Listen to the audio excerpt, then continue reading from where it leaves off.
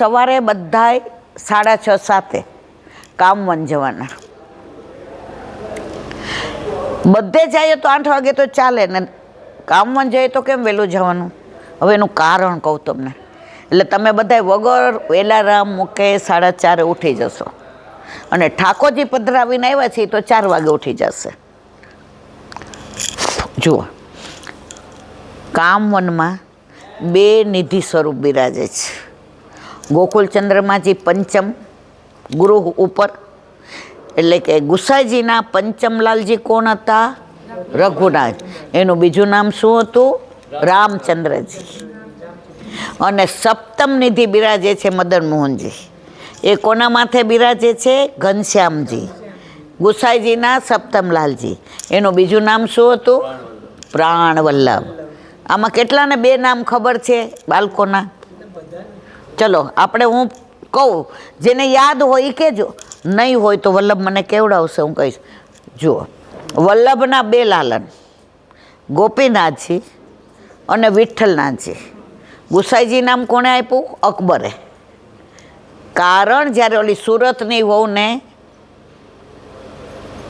વગર પેલા એ ઓલા સેનાપતિ એની પત્ની બનાવવાનો પ્રયત્ન કર્યો હતો, એ વાત 1.5 કલાકની છે. એટલે એનું અનુસંધાન નથી કહેતી. અત્યારે આપણે વાત કરવી છે કામવનની. તો ગુસાઈજીએ રસ્તામાં જતા હતા ને પેલી રોતી હતી, તો પૂછ્યું મારા જેવો વૈષ્ણવ, એ કે આટલું બધું કાર વળે છે? પરમ દયાળ, પરમ કૃપાળ. આપણે જો બધાની જે બોલીએ ને તો વલ્ભાધીશ કી જે, યમુનાજીની, પણ ગુસાઈજીની આવશે ગુસાઈજી પરમ. એના હું તમને 800 ઉદાહરણ કહીશ કેમ પરમ દયાળ. પણ અત્યારે આપણે કામવનની વાત કરવી છે. તો એને બચાવી લીધી. ત્યારે અકબરે કીધું કે 100 દોષિત છૂટી જાય એનો વાંધો નહીં, પણ એક નિર્દોષને આપણે સજા ન દીધી એનું કારણ આપ જ છો. આપ ગૌ બ્રાહ્મણ પ્રતિપાલ છો, તો જતીપુરાની આજુબાજુની બધી જ જમીન ગોચારણ માટે ગુસાઈજીને અકબરે આપી અને નામ આપ્યું ગુસાઈ. ગાયોના બ્રાહ્મણના પ્રતિપાલ. શું નામ આપ્યું? ગુસાઈજી. તો ત્યારથી આપણે બધા શું કહીએ છીએ? ગુસાઈજી. બરાબર? ગુસાઈજી પરમ. વિઠ્ઠલનાથજી ઓછું બોલતા હશે બધાય. તો પછી ગોપીનાથજીનો વંશ નિર્વંશ ગયો. ગોપીનાથજીને એક જ પુત્ર લાલન, પુરુષોત્તમજી, જે 19 વર્ષે લીલા વિસ્તારી ગયા. એમના 2 બેટીજી. તમે આમાં વલ્ભાખ્યાન કેટલા વાંચે છે? પુષ્ટિ માર્ગીય કેટલા છે? હાથ ઊંચો કરો. અરર, પુષ્ટિ માર્ગીઓ એના બધું ઓકે. ચલો, તો એમાં આવે છે 9મા વલ્ભાખ્યાનમાં, સત્યભામા લક્ષ્મી સત્યભામા બેવ અગ્રજની અનુહાર રે રસના. તો 2 બેટીજી હતા. એ 2 બેટીજી બાલ વિધવા થયા. પછી કોને ત્યાં રહેતા હતા? ગુસાઈજીને લેતા. અને એણે નવનીત પ્રિયાજીને સેવ્ય કર્યા હતા. એનો તમને દાખલો આપું.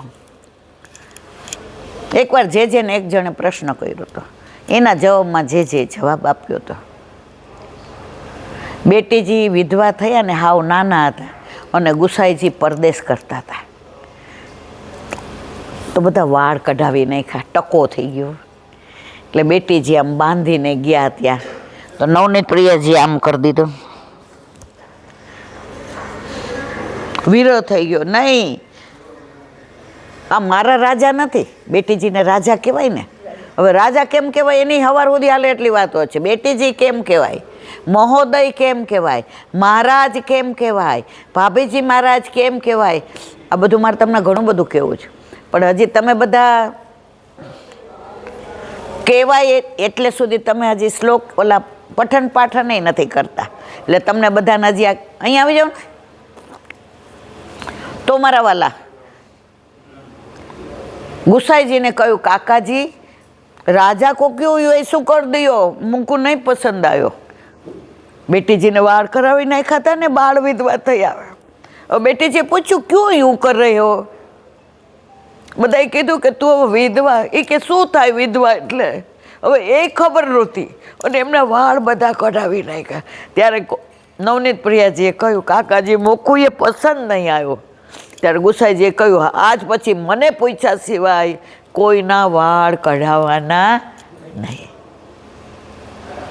તો હવે વાત કરતા હતા આપણે કામવનની, પણ વચ્ચે એટલે આવ્યું કે તમને એ નથી ખબર કે કયા લાલનના કયા નામ, બરાબર?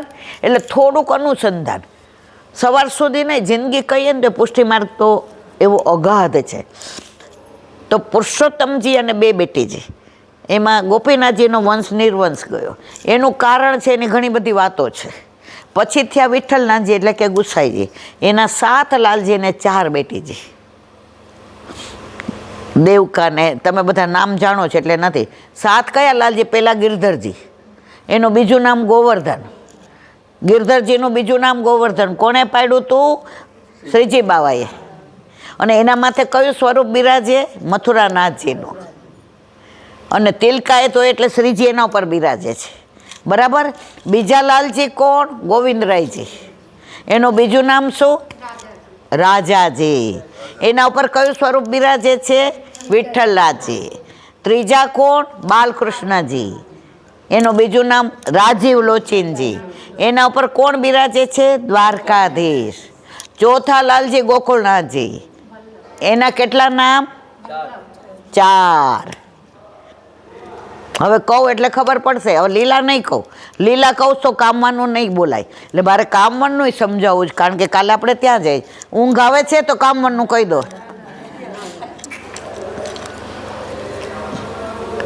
ચોથા લાલજી ગોકુળનાથજી. ગોકુળનાથજી, વલ્લભ, શ્રીજી અને કૃષ્ણ.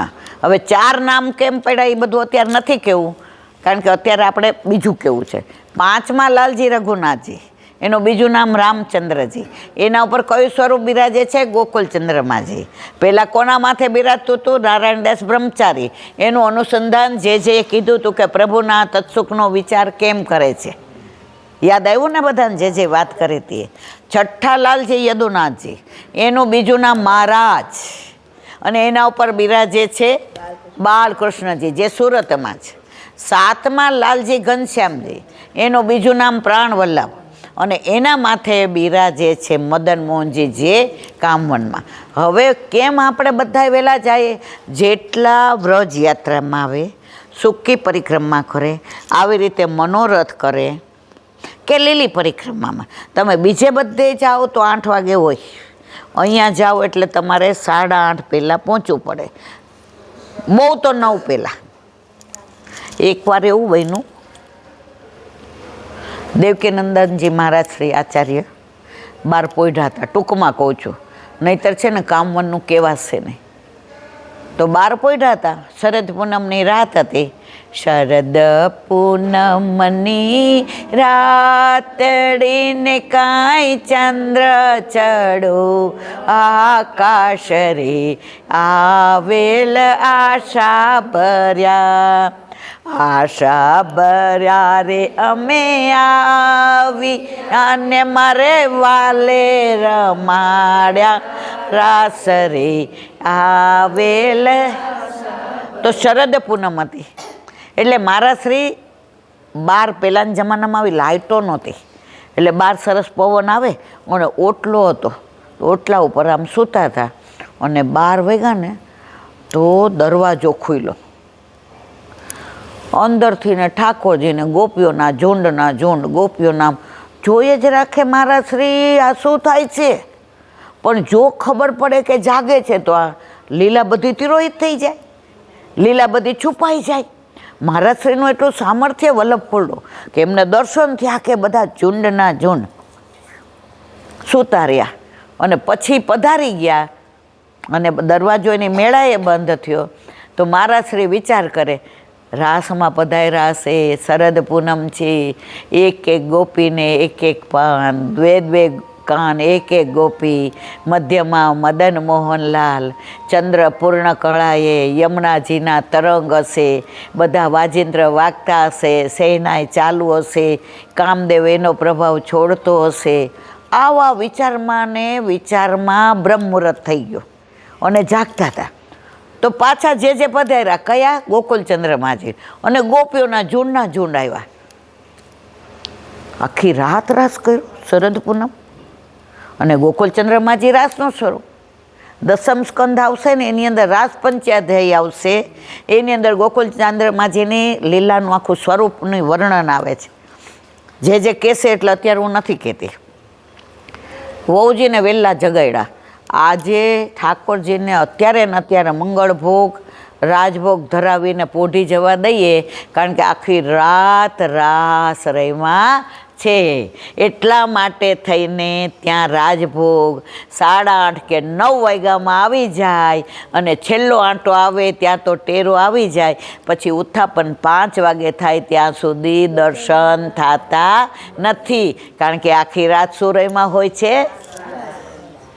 એટલા માટે કામવન બધાએ વહેલું જવાનું. સમજાયું બધાને? કારણ ખ્યાલ આવી ગયો? બધું વિસ્તારથી નથી કહેતી, નહીંતર સવાર સુધી બેઠું રહેવું તો કહું બધું. જો હસી ગયા ને હું સમજી ગઈ ના એમ. હવે બીજા સ્વરૂપ બિરાજે છે મદન મોહનજી. જે કોના ઉપર બિરાજે? ઘનશ્યામજી. અને બીજું નામ શું? પ્રાણવલ્લભ. હવે ગોકુલચંદ્રમાજીનું પ્રાગટ્ય ક્યાંથી મારવાલા? યમુનાજીમાંથી. જે ઓલી ક્ષત્રાણીને બરાબર ગોકુળની 4 સ્વરૂપ મળ્યા હતા ને, ગોકુલચંદ્રમાજી, નવનીત પ્રિયાજી, લલિત ત્રિભંગીજી અને લાડલેશજી. હવે એની બધી લીલા કોના માથે એ પાછું હવાર પડે, એટલે એ નથી કહેતી અત્યારે. અત્યારે કામવનની જ વાત કરીશ તમને. હવે મદન મોહનજી એમનું એ ક્યાંથી પધાર્યા? યજ્ઞનારાયણ ભટ્ટે પેલો યજ્ઞ કર્યો ત્યારે કહ્યું હતું મદન મોહનજીએ સ્વરૂપ પ્રગટ થઈને, ભટ્ટજી તમારા કુળમાં જ્યારે 100 સોમયજ્ઞ પૂરા થશે ત્યારે હું સાક્ષાત પ્રભુ પધારીશ. અને એમના કોણ થયા? ગંગાધર ભટ્ટ. એમણે કર્યા 32. પછી થયા ગણપતિ ભટ્ટ, એમણે 28. પછી થયા લક્ષ્મણ ભટ્ટ, એમણે કર્યા 5. એમ કરતાં 100 યજ્ઞ પૂરા થયા તો લક્ષ્મણ ભટ્ટજીને વિચાર આવ્યો કે થઈ ગયા પણ કોઈ હજી ચિહ્ન દેખાતા નથી. અને કાશી ગયા અને ત્યાં વહુજીને સારા દિવસોની ખબર પડી. પછી ત્યાં યવનનો ત્રાસ થયો. ચંપારણમાં આવ્યા અને ચંપારણમાં આપણા વલ્લભનું પ્રાગટ્ય થયું. બોલો વલ્લભા. વાત કરતા હતા મદન મોહનજીની, તો એ મદન મોહનજી યજ્ઞમાંથી પ્રગટ થયા. અત્યારે ત્યાં બિરાજે છે. એટલું સુંદર. જો ગોકુલચંદ્રમાજી કોઈ દિવસ શેરો નથી ધરતા. શું કામ? એકવાર નારાયણદાસ બ્રહ્મચારી શેરો ધરાવવા ગયા ને, હાથ પકડી લીધો. કાકાજી મેં તો નહીં ધરુંગો. અરે બાવા ક્યું? તો કે તમારા લગ્ન નથી થયા, તમે કોઈ દી શેરો નથી ધર્યો ને, એટલે હું ક્યારેય શેરો ધરીશ. ભક્ત વત્સલ ભગવાન છે, ભગવાન વત્સલ ભક્ત નથી. જે આજે સ્પષ્ટ કહ્યું હતું, ભક્ત માગે મર્યાદા અને ભગવાન માગે ને પુષ્ટિ. 84, 252 પાસે માગીને આરોગતા હતા. ઘણાને એમ થાય અમારી પાસે નથી આરોગતા, આપણી પાસે આજે આરોગે છે. એક નાનો દાખલો આપો. એક વૈષ્ણવ છે, એને ઘર ઠાકોરજી બિરાજે. 8 અમને સેવા, ઘરની બહાર જાય નહીં. એમના ઠાકોરજી પુષ્ટ થઈને આવ્યા ને, તો પહેલાં એમણે પૂરણપોળી ધરાવી હતી, તવા પૂરી. આજે આપણે બપોરે સમજ્યા ને, તો પહેલા દિવસે શું ધરાવ્યું હતું? પુષ્ટ થઈને આવ્યા, તવા પૂરી, એટલે કે પૂરણપોળી. હવે એ મહિના 1-2 વાર પૂરણપોળી કરે, તવા પૂરી. એમાં ઠાકોરજીને સૌથી વધુ તવા પૂરી ભાવે છે. હવે એકવાર 1.5-2 મહિના થઈ ગયા ને, તો પૂરણપોળી નહોતી કરી. હવે ઠાકોરજીને સૌથી ભાવે તો જ પહેલા દિવસે બનાવી હોય. તો સવારે દીકરો ઉઠીને કે 45 વર્ષના, એ કે માં તવાપૂરી પૂરણપોળી કરો ને, હમણાં ઘણાય દીઠા નથી બનાવી. એટલે કે સારું બનાવશું. અને એ બા 80 વર્ષે પણ સવારે દાળ ભાત શાક પોતાના હાથે જ બનાવે, સામગ્રી પોતાના હાથે બનાવે, સંભારા, રોટલી જ વહુ કરવા આવે. એટલે તે દિવસે કુકર મૂક્યું તો ભૂલી ગયા. 2-3 દી થયા ને એટલે એનો પૌત્ર નાનો, 3-4 વર્ષ, પૌત્રનો પૌત્ર 3.5 વર્ષનો, દાદીમાં પુલનપોળી એવું બોલ્યો. એટલે કે શું? તો કે પૂરણપોળી બનાવો. હવે ઓલા દીકરાનું 9 મહિના તો પ્રપૌત્રએ કીધું કે પૂરણપોળી બનાવ્યું. આ માગીને આરોગ્યા કે નહીં મારવાલા? એટલે આજે આવું બને છે.